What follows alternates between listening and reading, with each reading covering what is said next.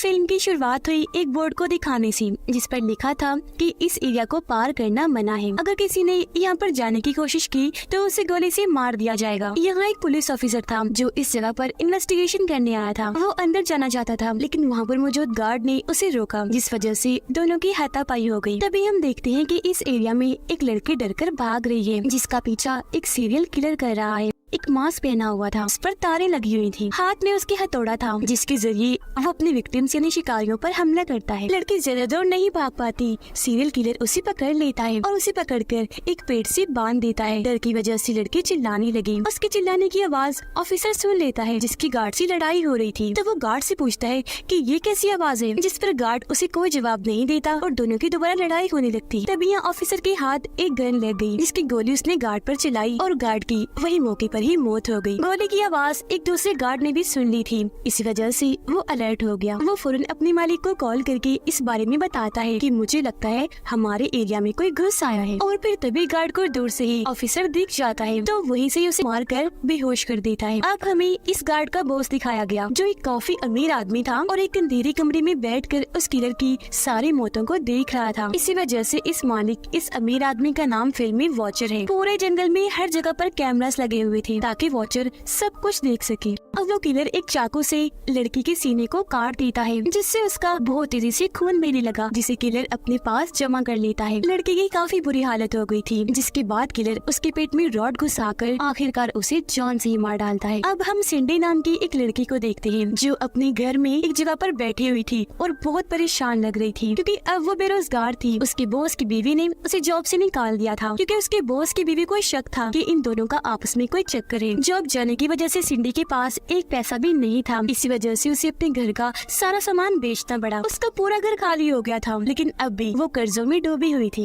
वो अपने ऑफिस जाती है अपने बॉस की वाइफ से पैसे मांगने के लिए, लेकिन जब भी वहाँ पहुँची तो बॉस की वाइफ इसे देखते ही डांटने लगती है और कहती है कि चली जाओ यहाँ से, मैं तुम्हें 1 रुपया नहीं दूंगी। तभी यहाँ उसका हस्बैंड आ गया, यानी सिंडी का बॉस, जो अपनी वाइफ को कहता है कि तुम गलत समझ रही हो, ऐसी कोई बात नहीं है और सिंडी की गलती तो बिल्कुल भी नहीं। वो उस पर भी भड़क जाती है, कहती है कि चुप करो, तुम बीच में मत बोलो, जिसके बाद वो सिंडी को भी यहाँ से भगा देती है। घर आकर भी वो काफी उदास थी, लेकिन तभी उसके दरवाजे की बेल बजती है। जब उसने दरवाजा खोला तो वहाँ पर कोई भी नहीं था, पर नीचे एक छोटा सा गिफ्ट बॉक्स पड़ा हुआ था। बॉक्स को उठाकर वो अंदर ले जाती है, जहाँ तभी उसके पास एक लॉयर की कॉल आती है। वो सिंडी को एक जॉब की ऑफर करती है, कहती है कि तुम्हारी जॉब शहर से काफी दूर एक सुनसान जगह पर है, जहाँ तुम्हें एक अमीर आदमी के घर की देखभाल करनी पड़ेगी, तो क्या तुम इसके लिए तैयार हो? सिंडी इस ऑफर से काफी खुश हुई तो फौरन हाँ बोल देती है। अब लॉयर बताती है कि इस बॉक्स में गाड़ी की चाबी है, जो गाड़ी तुम्हारे घर के बाहर खड़ी हुई है, तो तुम उस गाड़ी को चलाकर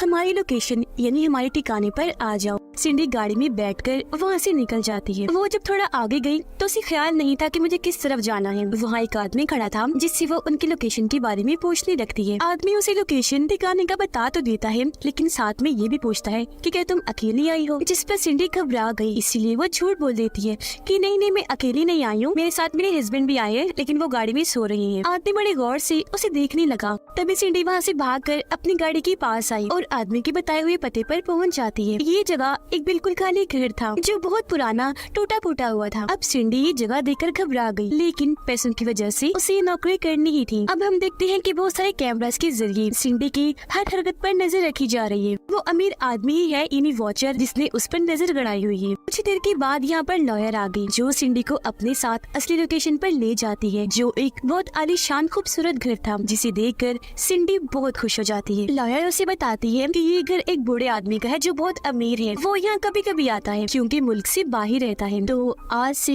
इस घर की देखभाल तुम्हें करनी है। लेकिन हाँ, इस घर में ना तो फोन है और ना ही इंटरनेट, तो तुम्हें उसके बगैर ही गुजारा करना पड़ेगा। इसके अलावा इस पूरे घर में कैमरास लगे हुए हैं, जो सब के सब बंद हैं, क्योंकि वो तभी ऑन किए जाते हैं जब मालिक मकान यहाँ पर आता है। ये सारी बातें बताने के बाद लॉयर वहाँ से जाने लगती है। सिंडी भी दरवाजे पर उसे गुड बाय करने आई, लेकिन तभी हम उसके पीछे उस सीरियल किलर को देखते हैं, क्योंकि वो भी इसी घर में रहता था, जिसका मतलब कि अब सिंडी पूरी तरह यहाँ पर फंस चुकी है और वो ही इनकी अगली शिकारी है। उसके जाने के बाद सिंडी घर में एंजॉय करने लगती है और वो अमीर आदमी यानी कि वॉचर कैमरास के जरिए उस पर नजर रख रहा था। रात को वो कपड़ों वाली अलमारी खोलती है जिसके अंदर बहुत सारे महंगे महंगे अच्छे कपड़े थे और अलमारी के ऊपर सीरियल किलर बैठा हुआ था जो लगातार उसे ही देखे जा रहा था। एक एक करके सिंडी वो सारे कपड़े पहन कर देखती है तो वॉचर उसे ऐसा करते भी देख रहा था कि जब वो नहाने गई तो किलर उसकी शराब की बोतल उठाकर कमरे से बाहर रख देता है। वापस आने के बाद सिंडी को जब शराब की बोतल नहीं मिलती तो वो बाहर चेक करने आती है जहाँ उसे वो मिल जाती है। ये देख वो काफी हैरान हो गई ये सोचकर कि भला ये बोतल यहाँ पर कौन ले आया। तब यहाँ किलर भी आ गया जो छुपकर उसे देख रहा था क्योंकि अब वो उसे मारना चाहता था, पर फौरन वॉचर उसे कॉल करके कहता है कि रुक जाओ, इसे मत मारना। इस पर किलर कहता है कि नहीं, मैं इसे मार कर ही रहूंगा। जिस पर वॉचर कहता है तो भी ठीक है, अगर तुमने इसे अभी मार दिया तो मैं तुम्हें दोबारा जेल भिजवा दूंगा। अब ये सुनकर किलर को रुकना पड़ता है और वो घर से बाहर आ जाता है। अगली सुबह जब सिंडी जागी तो घर से बाहर आने पर वो सामने मरे हुए जानवर की लाश को पाती है जिसे किलर ने वहाँ पर रखा था उसे डराने के लिए। तभी हम देखते हैं कि उस किलर ने एक पेड़ के पास अपना ठिकाना बनाया हुआ है जहाँ उसने मरे हुए इंसानों की लाशों के जिस्मों के हिस्से बांध रखे थे, जैसे कटा हुआ हाथ, कटा हुआ पैर, कटी हुई टांग। वॉचर के पास भी कुछ बॉटल्स थी जिनके ऊपर उसने अपने शिकारियों के नाम लिखे हुए थे, जिनमें एक नाम सिंडी का भी था,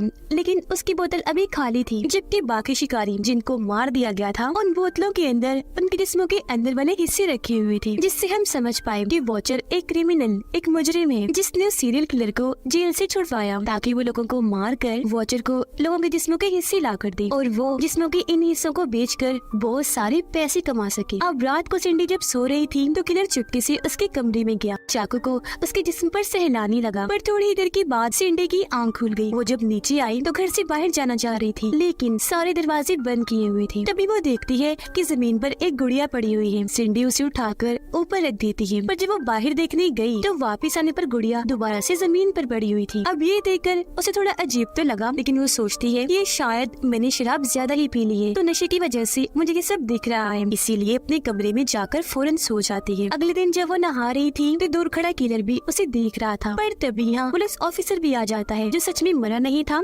बस जख्मी हो गया था। वो गन पॉइंट करके सिंडी से पूछता है कि इस घर में तुम्हारे अलावा और कौन कौन रहता है। इस पर वो डरते हुए बोली, कोई भी नहीं, मैं तो यहाँ पर बिल्कुल अकेली रहती हूँ। अब ऑफिसर इतना जख्मी था कि वहीं पर बेहोश हो जाता है। सिंडी उसे घर के अंदर लाती है और उसकी मरहम पट्टी करती है। फिर जब ऑफिसर को होश आई तो वो उसे बताता है कि मैं असल में यहाँ पर इन्वेस्टिगेशन करने आया हूँ क्योंकि मुझे ये खबर मिली है कि एक सीरियल किलर यहाँ पर लोगों का खून कर रहा है, खास तौर पर लड़कियों का। अब वॉचर जब ऑफिसर को देखता है तो वो अपने लोगों को भेजता है उसको मारने के लिए। ऑफिसर सिंडी को बताता है कि इस वक्त मैं जिस सीरियल किलर के पीछे पड़ा हुआ हूँ वो दुनिया का सबसे खतरनाक पागल कातिल है जिसे किसी ने जेल से छुड़वा लिया है। अब क्योंकि वो आजाद हो गया है तो एक के बाद एक लोगों को मार रहा है और यहाँ मैं उसे रोकने ही आया हूँ। अब उसकी ये बातें सुनकर वो काफी घबरा गई। फिर वो सिंडी से पूछता है कि मेरी जैकेट कहाँ है, तो वो जवाब देती है वो तो मैंने वॉशिंग मशीन में डाल दी धोने के लिए। ये सुनकर ऑफिसर जल्दी से अपनी जैकेट लेता है क्योंकि उसमें बॉम्ब था जिसे निकाल कर वो बाहर रख देता है ताकि वो सूख जाए। इतनी ही देर में वॉचर के लोग भी यहाँ पर पहुँच गए ऑफिसर को मारने के लिए। आते ही वो अंधाधुंध गोलियां चलाने लगती है। उनके साथ ही किलर भी वहाँ पर आ चुका था। ऑफिसर भी नहीं रुकता,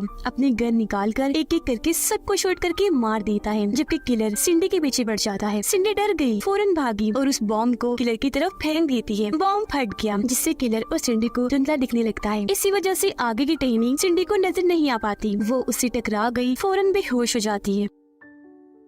अब वॉचर देखता है कि ऑफिसर ने मेरे सारे साथियों को मार दिया है और अब वो मुझ तक भी पहुंच सकता है, तो वहाँ से भागने के लिए वो अपना सारा सामान इकट्ठा करने लगा। किलर ने सिंडी को पकड़ लिया था जिसे उठाकर वो अपने साथ ले जाता है। वो उसे एक पेड़ के ऊपर उल्टा लिटा देता है क्योंकि उसके अंदर एक मोटी सी लकड़ी घुसाने वाला था। इससे पहले कि वो ऐसे करता सही वक्त पर यहाँ ऑफिसर आ गया जो दूर से उसे शूट करके जख्मी कर देता है। गोली की आवाज सुनकर सिंडी उठी और वहाँ से भागने लगती है। वो थोड़ा आगे बढ़ी तो उसे वहाँ पर एक गाड़ी दिखी जिसके अंदर बैठे आदमी से वो मदद मांगने लगती है। अब वो और कोई नहीं बल्कि वॉचर था। वो सिंडी को कहता है कि घबराओ नहीं, अब तुम बिल्कुल महफूज हो, सही हाथों में आई हो। अभी तक सिंडी ने वॉचर को देखा नहीं होता, इसीलिए वो उस पर यकीन कर लेती है और फौरन आकर गाड़ी में बैठ गई। तो वॉचर उसे अपने साथ वहाँ से ले जाता है। अब पता चला कि वॉचर क्योंकि एक क्रिमिनल था तो लोगों के कत्ल, उनकी मौतों को देखकर उसे बहुत अच्छा लगता था, इसलिए वो उन मासूम लड़कियों को फंसाता था जिनको पैसे चाहिए होते थे। जाहिर है पैसों की वजह से लड़कियां मान जाती थी तब ये लोग उन्हें अपना शिकार बना लिया करते थे। इसके बाद हमें दिखाया जाता है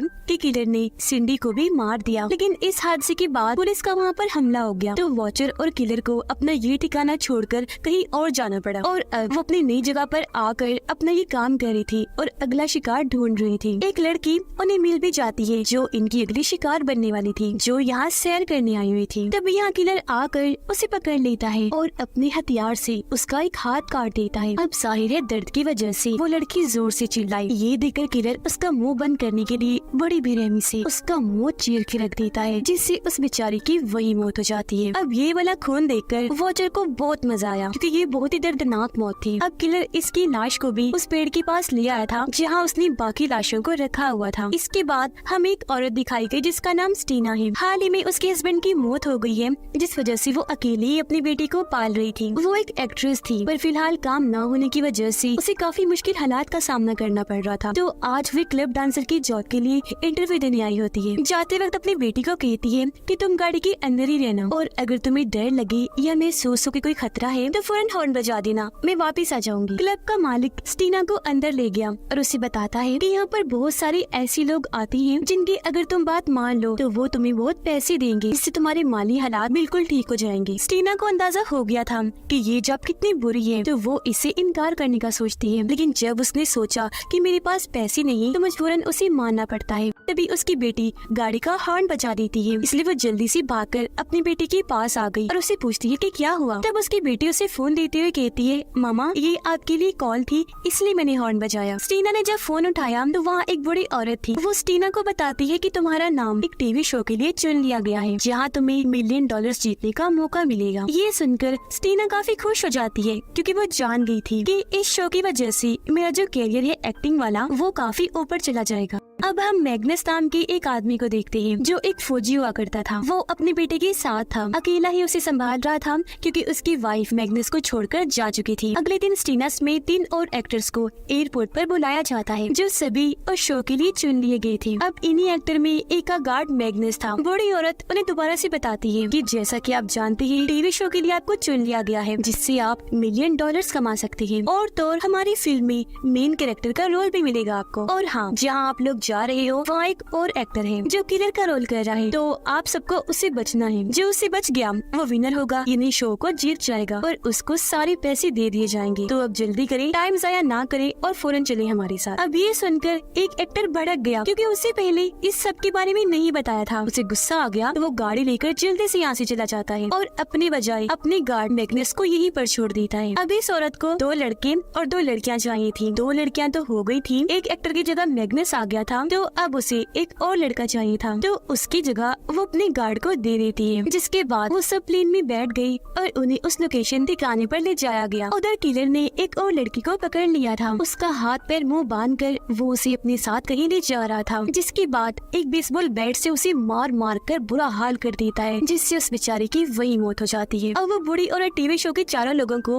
उस घर में ले आती है जो घर और किसी का नहीं बल्कि किलर का था और अब से उन्हें इस घर में ही रहना था। बूढ़ी औरत जो और किसी के लिए नहीं वॉचर के लिए ही काम करती थी, बताती है कि इस घर में हर तरफ कैमरास लगे हुए हैं जो तुम्हारी हर हरकत पे नजर रखेंगे। वो किलर कभी भी आ सकता है, कभी भी तुम पर वार कर सकता है, तो तुम्हें अलर्ट रहना है और उससे बचना है। ये सारी बातें बताने के बाद वो बूढ़ी औरत फौरन यहाँ से भाग जाती है और अब घर में टीवी शो के ये चारों लोग थे, यानी स्टीना, मैग्नस, इनके अलावा एक एक्टर और एक एक्ट्रेस। ये पूरे घर को चेक करते हैं जो इन्हें काफी पसंद आता है। एक्ट्रेस कैमरा के सामने आकर डांस करने लगती है क्योंकि पैसे कमाने के लिए वो कुछ भी कर सकती थी। मैग्नस को वहाँ पर एक कागज मिलता है जिस पर कुछ डरावना लिखा हुआ था। उसे पढ़कर सारे लोग सोचने लगते हैं कि ये जरूर हमें डराने के लिए ही लिखा गया होगा। तभी उनके पास एक्ट्रेस आई जो एक्टर को अपने पास बुला लेती है और कहती है कि क्यों ना हम इस शो में एक कपल बन जाए, जिससे लोगों को ये शो देखने में मजा आएगा और हमारे जीतने के चांसेस बढ़ जाएंगे। पर वो एक्टर ऐसा करने से मना कर देता है, जिस पर एक्ट्रेस उसे कहती है कि मेरी बात सुन लो, अगर तुम मेरी बात मान गई तो जैसा तुम कहोगे मैं वैसा ही करूंगी, तुम्हें खुश कर दूंगी। जब सुनकर वो मान गया। अब जब वो एक्ट्रेस उसके सामने खड़ी थी तो तभी उसके पीछे से